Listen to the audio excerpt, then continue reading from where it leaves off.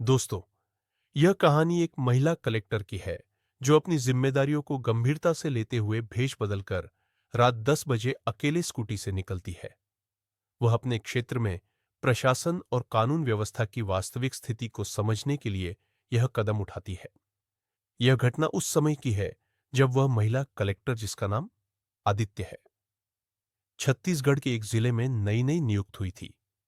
अपने कार्यभार संभालने के तीसरे ही दिन आदित्य ने सोचा कि क्यों ना रात में चुपचाप बिना किसी को बताए अपने क्षेत्र का निरीक्षण किया जाए।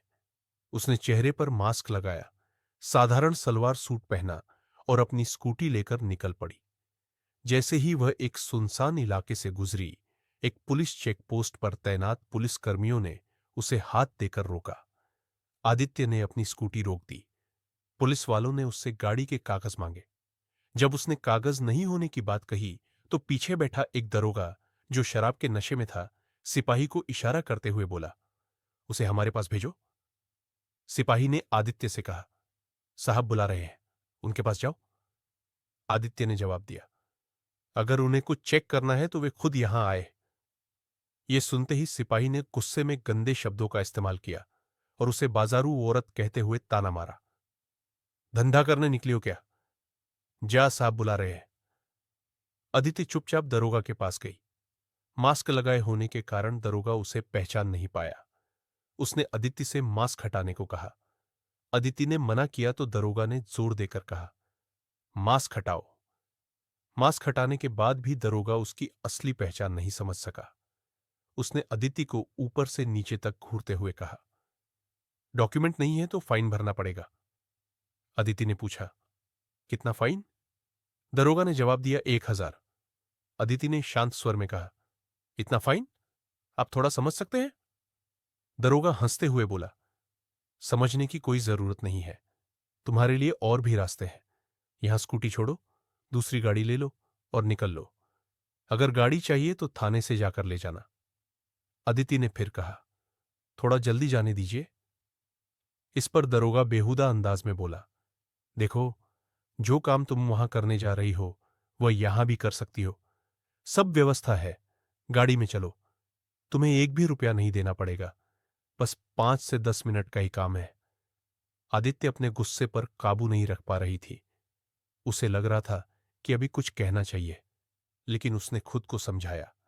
उसने सोचा कि अगर इस समय वह दरोगा को अपनी असली पहचान बता दे तो स्थिति और बिगड़ सकती है।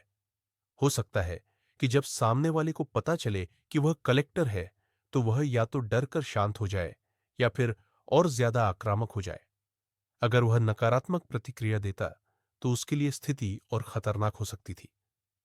आदित्य ने समझदारी दिखाते हुए अपना परिचय न देने का फैसला किया और सोचा कि चुपचाप उसकी बातें सुन लेना ही बेहतर होगा। इसी बीच दरोगा उठ खड़ा हुआ। उसने आदित्य के कंधे पर हाथ रखा और सहलाने की कोशिश की। यह देखकर आदित्य ने झटके से उसका हाथ झटक दिया और दूर हट गई। वह घबरा गई थी, लेकिन उसके मन में एक बार भी नहीं आया कि वह अपनी असली पहचान बताए। पढ़ी लिखी होने के नाते वह जानती थी कि यह सही वक्त नहीं है। उसने सोचा, अभी कुछ भी हो सकता है, बेहतर होगा कि मैं यहां से निकल जाऊं। बाद में जो होगा देखा जाएगा। आदित्य ने तुरंत वहां से दौड़ लगा दी और भागती हुई दूर निकल गई। पीछे से दरोगा चिल्लाया, स्कूटी को थाने में जमा करवा दो, गाड़ी वहीं से मिलेगी, बाद में आकर हिसाब कर लेंगे। ये कहकर वह फिर से अपनी कुर्सी पर बैठ गया। उसके लिए यह सब सामान्य था। उसने सोचा, अगर काम बन गया तो ठीक, नहीं तो कोई बात नहीं। आदित्य आगे बढ़ी। उसके पास अब स्कूटी नहीं थी। वह सोच रही थी कि ड्राइवर को कॉल करके गाड़ी मंगवा ले या प्रशासन को सूचना दे। जैसे ही वह दौड़ते हुए आगे बढ़ रही थी, अचानक उसने सड़क के किनारे एक गोलगप्पे वाला लड़का देखा। वह अपनी दुकान समेट रहा था। ठंड का मौसम था और रात के 10 बज चुके थे, लेकिन सन्नाटा ऐसा था कि लग रहा था जैसे बहुत देर हो चुकी हो। आदित्य घबराई हुई थी। वह उस लड़के के पास गई और धीरे से बोली, मेरे साथ पुलिस वाले बदतमीजी कर रहे हैं। लड़के का नाम सचिन था। उसने आदित्य को ध्यान से देखा और कहा, मैडम, यहां तो ऐसा हर रोज होता है, इसमें कोई नई बात नहीं है। वह दरोगा बहुत गंदा इंसान है। आदित्य ने बताया कि उसे किसी दूर की जगह जाना है जो लगभग 20 किलोमीटर दूर थी। सचिन ने तुरंत कहा, अगर आप मुझ पर भरोसा कर सकती हैं तो मैं आपको छोड़ देता हूं। यहां इस समय आपको कोई गाड़ी नहीं मिलेगी। मैं किसी से बाइक लेकर आता हूं। आदित्य ने सचिन को गौर से देखा। वह सोच रही थी कि क्या इस लड़के पर भरोसा किया जा सकता है, लेकिन कोई और चारा न देखकर उसने हामी भर दी। सचिन ने आदित्य को अपने साथ चलने के लिए कहा। दोनों चलने लगे। सचिन ने पुलिस वाले इलाके से पहले ही रास्ता बदल दिया और उन्हें देखते ही एक कट लेकर दूसरी गली में मुड़ गया। थोड़ी दूर जाने के बाद वह एक छोटे से घर के सामने रुका। उसने दरवाजा खोला और आदित्य से कहा, आप यहां बैठिए, मैं बाइक का इंतजाम करके आता हूं। आदित्य ने उसे रोकते हुए कहा, एक मिनट रुको, यहां तुम अकेले रहते हो और क्या काम करते हो? सचिन आदित्य के सवालों पर मुस्कुराते हुए बोला, मैं बिहार का रहने वाला हूं और यहां गोलगप्पे बेचता हूं। शादी अभी तक नहीं हुई है। घर वाले लड़की देख रहे हैं। हां, मैं यहां अकेले ही रहता हूं। आदित्य ने उसका पूरा नाम और बाकी बातें पूछी। सचिन ने बिना झिझक सब कुछ साफ साफ बताया। इसके बाद वह बाइक लेने चला गया। थोड़ी देर बाद लौट कर आया और बोला, अभी भैया कहीं गए हुए हैं, शायद देर हो जाएगी। फिर थोड़ी देर सोचकर उसने कहा, ठीक है, मैं किसी और से बात करता हूं। आप अंदर आकर बैठ जाइए, बाहर सर्दी है। आदित्य पहले गेट के बाहर खड़ी थी, लेकिन अब उसने दरवाजा खोलकर अंदर कदम रखा।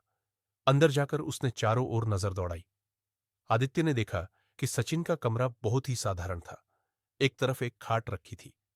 दीवार पर ईश्वर की तस्वीर लगी थी, जिससे प्रतीत हुआ कि वह नियमित रूप से पूजा अर्चना करता है। कमरे में कुछ ग्रंथ और पुस्तकें भी रखी थी, कुछ धार्मिक तो कुछ कथाओं और उपन्यासों की। ऐसा लगा कि वह फुर्सत के समय अध्ययन करने का शौक रखता है। समय मिलने पर वह ये किताबें पढ़ता होगा। आदित्य को यह देखकर अच्छा लगा कि सचिन अपनी साधारण जिंदगी में भी कुछ नया सीखने और पढ़ने की रुचि रखता है। थोड़ी देर बाद सचिन एक बाइक लेकर आया और बोला, मैडम चलिए, मैं आपको छोड़ देता हूं। आदित्य ने उसकी तरफ देखते हुए कहा, अभी रात का समय है और ठंड भी बहुत ज्यादा है। मेरा स्वास्थ्य खराब हो सकता है और तुम्हारा भी। अगर फिर से कोई परेशानी हो गई तो अगर यहां रुकने की कोई व्यवस्था हो सकती है तो मैं यहीं रुकना चाहती हूं। सचिन ने थोड़ा झिझकते हुए कहा, मैडम आप यहां कैसे रुकेंगी? आप पढ़ी लिखी और एक बड़ी लड़की है और मैं अकेला लड़का हूं। आपको यहां रोकना सही नहीं लगेगा। आदित्य ने मुस्कुराते हुए कहा, ऐसी कोई बात नहीं है। अगर मुझे कोई दिक्कत नहीं है तो तुम्हें क्यों हो रही है? हाँ, अगर तुम्हें सच में कोई परेशानी हो रही है तो मुझे छोड़ने की कोशिश करो। सचिन ने थोड़ी देर सोचा और फिर कहा, ठीक है, अगर आप रुकना चाहती हैं तो रुक जाइए। मुझे कोई दिक्कत नहीं है। मैं कहीं और चला जाता हूं और सुबह वापस आ जाऊंगा। आदित्य ने उसे रोकते हुए कहा, अरे बैठो, मैं तुमसे बात करना चाहती हूं। आओ थोड़ा बैठकर बात करते हैं। सचिन को यह सुनकर अजीब लगा, लेकिन उसने बाइक लौटा दी और वापस कमरे में आ गया।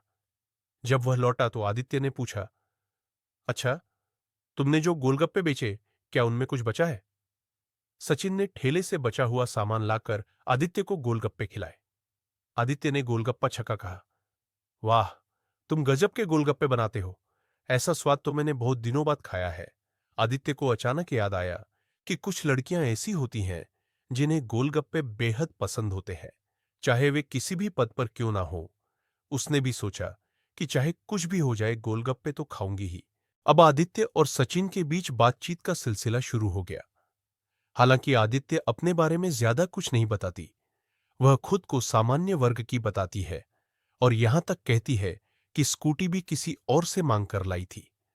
उसने साधारण कपड़े पहन रखे थे, लेकिन पढ़े लिखे इंसान की पहचान उसके व्यक्तित्व से हो जाती है। सचिन को यह समझ आ गया था कि आदित्य पढ़ी लिखी और समझदार लड़की है। आदित्य ने सचिन से उसके बारे में पूछना शुरू किया। सचिन ने अपनी गरीबी की कहानी सुनानी शुरू कर दी। उसने बताया कि वह गोलगप्पे बेचता है क्योंकि उसका परिवार आर्थिक रूप से कमजोर था। हालांकि वह अब भी घर पैसे भेजता था और परिवार की स्थिति अब अच्छी हो चुकी थी। गोलगप्पे बेचकर भी अच्छे पैसे कमाए जा सकते हैं, लेकिन मैं अपनी सादगी में खुश हूं, सचिन ने कहा। वह किताबें पढ़ता था और खाली समय में खुद को बेहतर बनाने की कोशिश करता था। ठंड काफी बढ़ गई थी। सचिन के पास सिर्फ एक रजाई थी, जिसे दोनों ने पैरों पर ओढ़ रखा था और बातें कर रहे थे। सचिन ने कहा, आपको भूख लग रही होगी, मैं कुछ बना दूं? आदित्य ने जवाब दिया, इस समय क्या बनाओगे? गोलगप्पे से तो पेट भर गया। फिर भी सचिन ने कुकर में खिचड़ी चढ़ा दी। जब खिचड़ी बन गई तो उसने अलग अलग प्लेटों में परोसी। आदित्य ने कहा, तुम भी खाओ। सचिन ने अपनी प्लेट निकाली और दोनों खाने लगे। खाते खाते दोनों एक दूसरे को देख रहे थे और बातें भी कर रहे थे। बातों बातों में रात के 2:30 हो गए। आदित्य ने कहा, ऐसा करते हैं कि हम पूरी रात बात करते हैं। सुबह 4 बजे जब समय हो जाएगा और गाड़ियां चलने लगेंगी, तब तुम मुझे छोड़ देना। सचिन को भी यह अच्छा लगा। दोनों बातें करते रहे। सुबह होते होते आदित्य फ्रेश हो गई और तैयार होकर बोली, अब तुम मुझे वहां तक छोड़ दो जहां से गाड़ी मिल सके। सचिन ने आदित्य को पैदल वहां तक छोड़ने गया जहां से ऑटो मिल सकता था। उसने आदित्य को ऑटो में बैठा दिया। आदित्य ऑटो में बैठकर अपनी आवाज तक चली गई। इसके बाद आदित्य ने पूरी प्रक्रिया शुरू की और अपने ऑफिस की टीम के साथ उस थाने पर पहुंची। उसने निरीक्षण किया और उस पुलिसकर्मी को बर्खास्त कर दिया जिसने बदतमीजी की थी। यह खबर फैल गई कि निरीक्षण के दौरान कुछ गड़बड़ियां मिली और पुलिसकर्मी को नौकरी से निकाल दिया गया। यह कहानी केवल एक महिला डीएम की नहीं, बल्कि उस कर्तव्य निष्ठा और ईमानदारी की है जो एक अधिकारी को उसके पद की गरिमा तक पहुंचाती है। आदित्य ने यह साबित किया कि एक सच्चा नेता वही होता है जो अपनी आंखों से वास्तविकता को देखे और समाज में सुधार के लिए कदम उठाए। इस घटना ने न केवल भ्रष्ट पुलिसकर्मियों की असलियत उजागर की, बल्कि यह भी दिखाया कि अगर समाज में हर व्यक्ति अपने कर्तव्यों के प्रति जिम्मेदार हो, तो व्यवस्था में सुधार संभव है। आदित्य की दृढ़ता और साहस ने यह संदेश दिया कि चाहे कितनी भी मुश्किलें क्यों ना हो, सत्य और ईमानदारी हमेशा विजय होती है। यह कहानी हमें प्रेरणा देती है कि अगर हर अधिकारी चाहे वह किसी भी पद पर हो, अपने कर्तव्यों को पूरी ईमानदारी और निडरता से। यह कहानी कोई साधारण कहानी नहीं थी, यह एक सत्य घटना पर आधारित थी। तो आपको यह घटना कैसी लगी? आपकी जो भी राय हो कमेंट बॉक्स में लिख सकते हैं, लोगों के साथ शेयर कर सकते हो। वीडियो अगर अच्छी लगी हो तो वीडियो को लाइक और मेरे चैनल मंच अक्सर को सब्सक्राइब जरूर करें, ताकि हमें थोड़ा बहुत हौसला मिले आप लोगों के लिए ऐसे अच्छे अच्छे वीडियो बनाते रहे। तो मिलेंगे नए एपिसोड में एक नई कहानी के साथ। तब तक के लिए जय माता दी दोस्तों।